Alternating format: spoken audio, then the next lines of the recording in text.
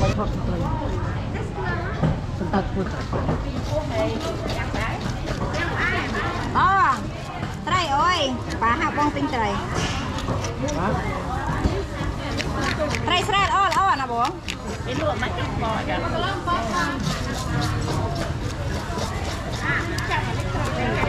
cha bông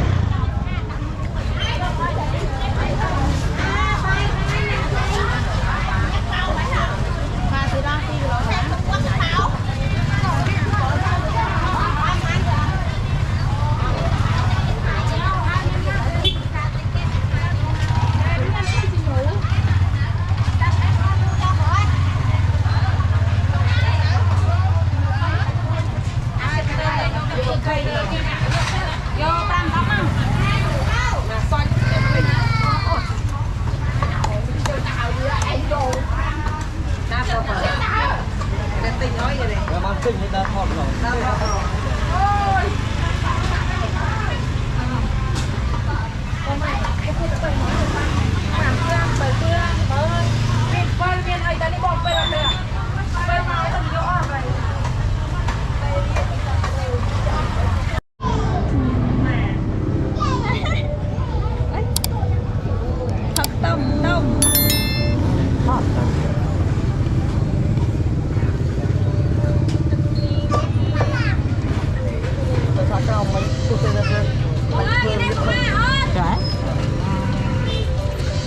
chắc tiếc hay nè xa khảo tiếc lấy nhà ổn hả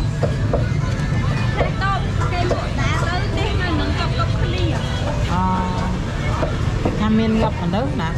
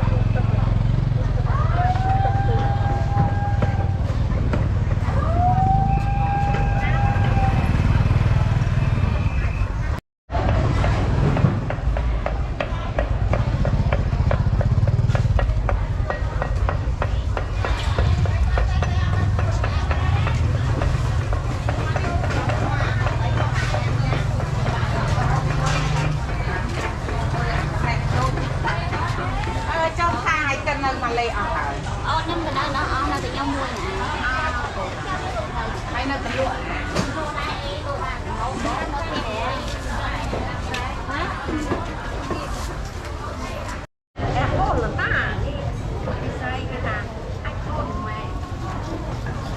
chung thật rồi.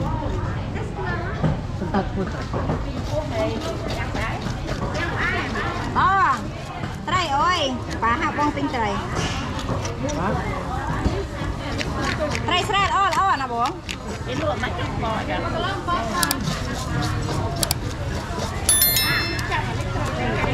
Chà, bông chăm phết. Ê, tốt xanh. Chà. Chăm.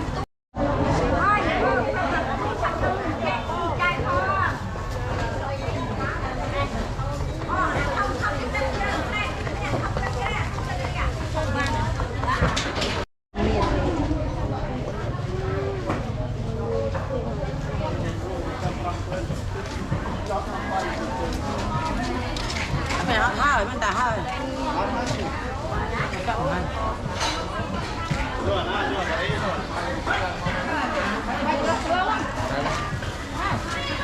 Một bữa một ăn này.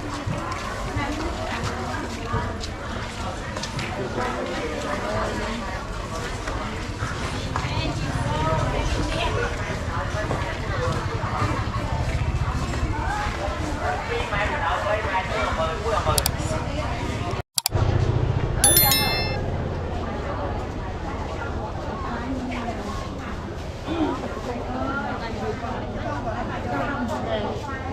cho kênh Ghiền Mì Gõ để không bỏ lỡ những video hấp dẫn.